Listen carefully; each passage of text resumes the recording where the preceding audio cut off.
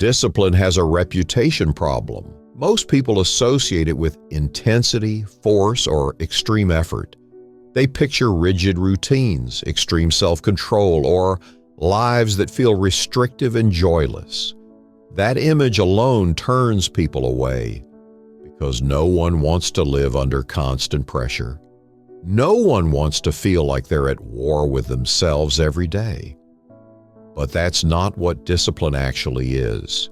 Real discipline is quiet. It doesn't announce itself.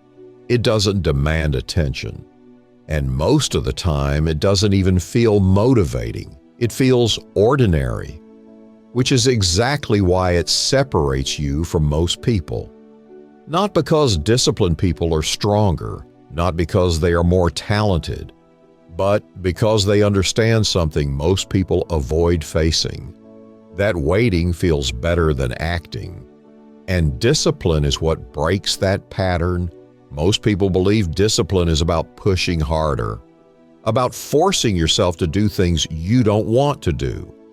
They imagine discipline as willpower, as constant resistance, as pressure applied every single day. That belief alone keeps them stuck. Because the moment discipline is framed as force, it becomes something you need motivation for. And motivation is unreliable.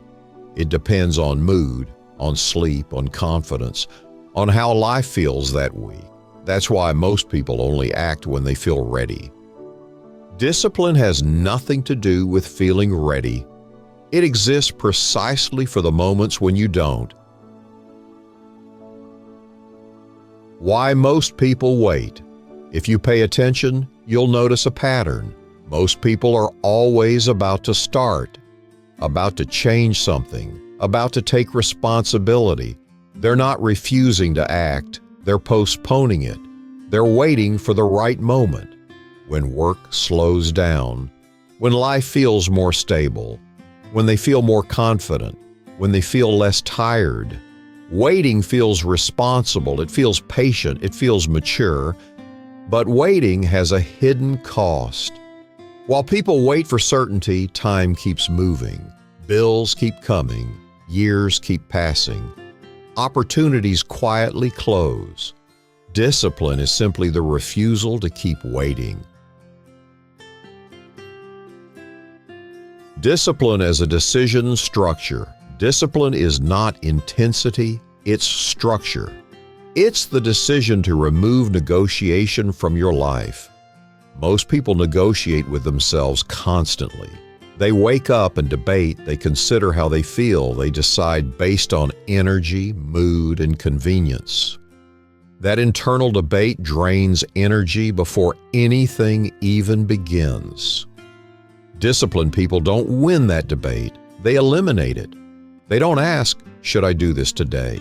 They ask, what did I already decide?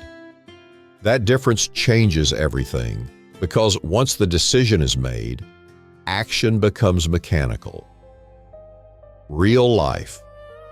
Examples of negotiation. Think about how this shows up in real life.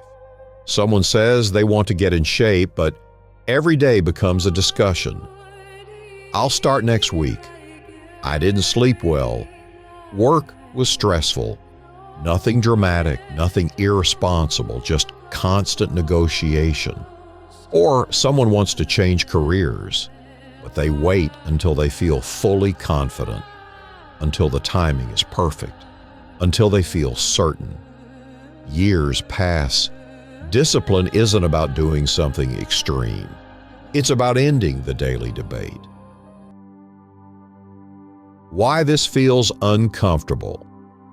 Removing negotiation feels uncomfortable at first because it removes excuses.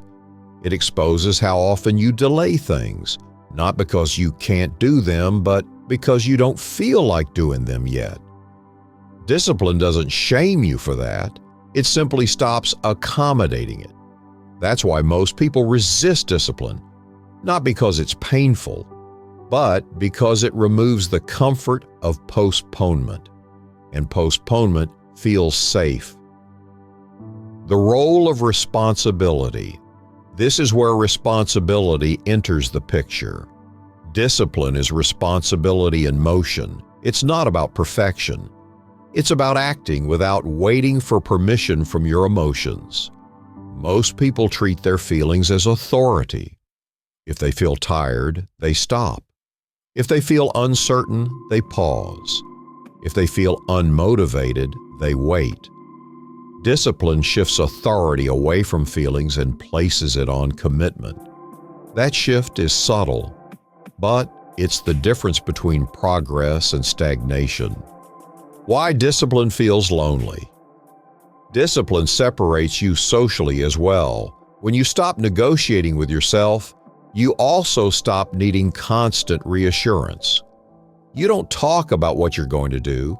You don't explain your plans repeatedly. You just act. That can feel isolating. Most people bond over hesitation, over shared excuses, over mutual delay. Discipline quietly removes you from that dynamic, not because you think you're better, but because you're no longer waiting together. The invisible compound effect, discipline rarely produces immediate rewards. That's another reason most people avoid it. Its value compounds slowly. Small actions repeated without drama create distance over time. Not dramatic distance, not obvious distance, but real separation. Months later, disciplined people are slightly ahead. Years later, they're somewhere completely different. Not because they pushed harder, but because they stopped waiting. Over time, discipline changes how you see yourself. When you act consistently despite discomfort, you stop needing motivation. Your identity adjusts. You don't think of yourself as someone who tries. You see yourself as someone who acts. That quiet confidence doesn't need attention. It doesn't announce itself. It just shows up. Why most people never cross this line. Most people agree with discipline intellectually. They understand it in theory, but they never cross the line where discipline becomes non-negotiable. Because crossing that line means giving up the option to delay indefinitely. It means accepting that no one is coming to create urgency for you. That responsibility feels heavy. So discipline stays an idea, not a standard. Discipline is not about more. Discipline is not about doing more. It's about deciding earlier. Earlier what matters, earlier what doesn't. It simplifies life by reducing choices.